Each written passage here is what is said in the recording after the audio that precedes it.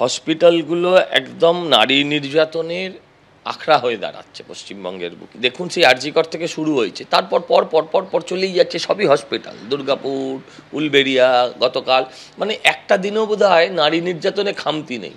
আর এই শিবের মাথায় টুপি পরানো কিংবা পার্লামেন্ট থেকে তাড়ানো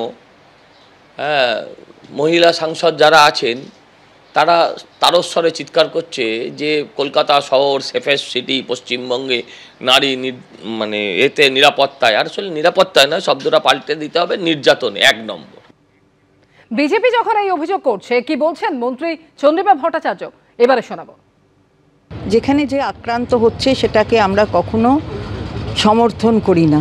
এখানে যেভাবে পদক্ষেপ নেওয়া হয়, দুর্ঘটনা ঘটলে এই ধরনের কখনো উচিত নয়। সামাজিক এই অন্ধকার দূরীকরণের জন্যই কিন্তু সকলের লড়াই।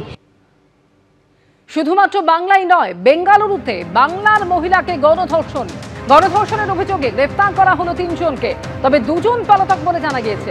বেঙ্গালুরুতে বিউটি পার্লারে কাজ করতেন ওই মহিলা। মঙ্গলবার রাতে ওই মহিলার বাড়িতে ঢোকে 5 জন দুষ্কৃতী, এমনই অভিযোগ করেছেন তিনি। নির্যাতিতা মহিলার মোবাইল এবং টাকা চুরি গিয়েছে বলে অভিযোগ পরিবারের। মঙ্গলবার রাত 9:15 থেকে রাত 12:30টার মধ্যে মহিলার বাড়িতে ঢোকে 5 জন দুষ্কৃতী। প্রথমে মহিলার উপর শারীরিক নির্যাতনের অভিযোগ এবং তারপর মহিলার মোবাইল ও টাকা চুরি করে পালিয়ে যায় দুষ্কৃতীরা। তদন্তের জন্য ডিএসপি নেতৃত্বে গঠন করা হয়েছে একটি বিশেষ দল। অভিযুক্তরা স্থানীয় বাসিন্দা বলে প্রাথমিক অনুমান পুলিশের। অন্যদিকে গাইঘাটাতে যে ঘটনা ঘটেছে, আক্রান্ত হয়েছেন একজন ইঞ্জিনিয়ার এবং চাপের মুখে পড়ে 4 জনকে গ্রেফতার করেছে পুলিশ। একেবারে বাড়ির কাছেই প্রকাশ্য রাস্তায় জনবহুল এলাকা, সেখানে রাস্তার মধ্যে কয়েকজন দুষ্কৃতী হামলা চালায় বলে অভিযোগ এবং একেবারে টেনে হিঁচড়ে তাকে নিয়ে যাওয়ার চেষ্টা করে, এমনই অভিযোগ ওঠে। এবং যখন তার দাদা তাকে বাঁচাতে আসে, তখন তার দাদাও আক্রান্ত হন।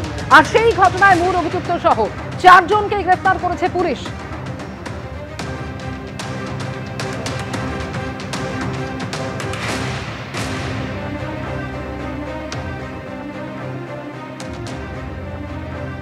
দক্ষিণেশ্বরে এক মহিলার শ্লীলতাহানির অভিযোগ, ঘটনায় গ্রেফতার করা হয়েছে অভিযুক্তকে। দক্ষিণেশ্বর মেট্রো স্টেশনের কাছে এই ঘটনা ঘটেছে বলে অভিযোগ।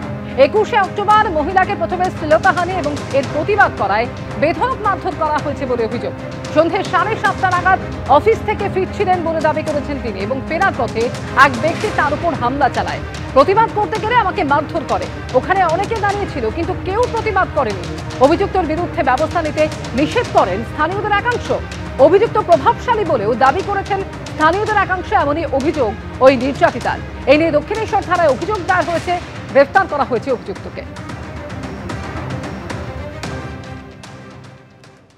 ভর সন্ধ্যেবেলা তরুণীকে শ্লীলতাহানি করার অভিযোগ, প্রতিবাদ করতে গেলে সপাটে চড় অভিযুক্তের।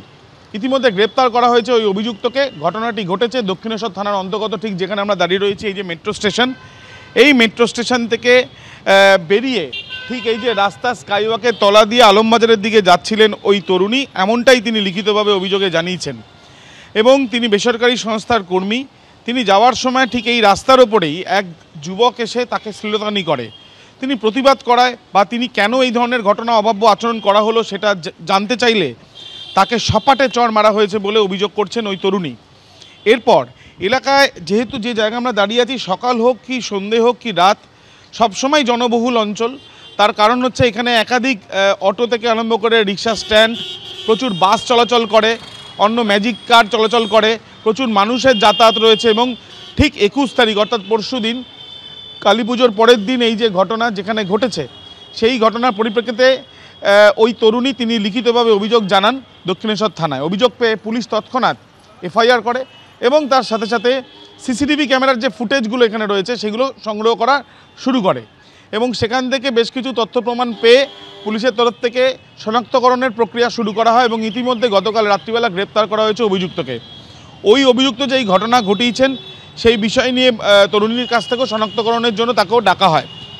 এই ঘটনার পর ওই বেসরকারি সংস্থায় কর্মরতা ওই অভিযোগকারিনী তিনি কিন্তু আতঙ্কের কথা বলছেন এবং তিনি জানাচ্ছেন যে নিরাপত্তাহীনতায় তিনি ভুগছেন এবং এই যে ঘটনায় সেই ঘটনা তিনি ভাবতেও পারেননি যে একটা সন্ধেবেলা এরকম একটি জায়গায় এই ঘটনা ঘটবে।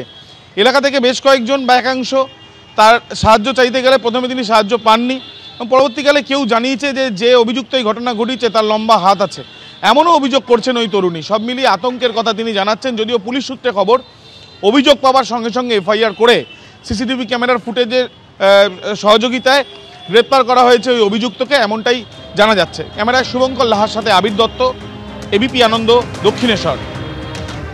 একেবারে ভর সন্ধে মেট্রো স্টেশনের কাছে ভিড়ে ঠাসা এলাকায় এই ঘটনা ঘটেছে বলে অভিযোগ করছেন ওই মহিলা। ঠিক কি অভিযোগ তার শুনবো।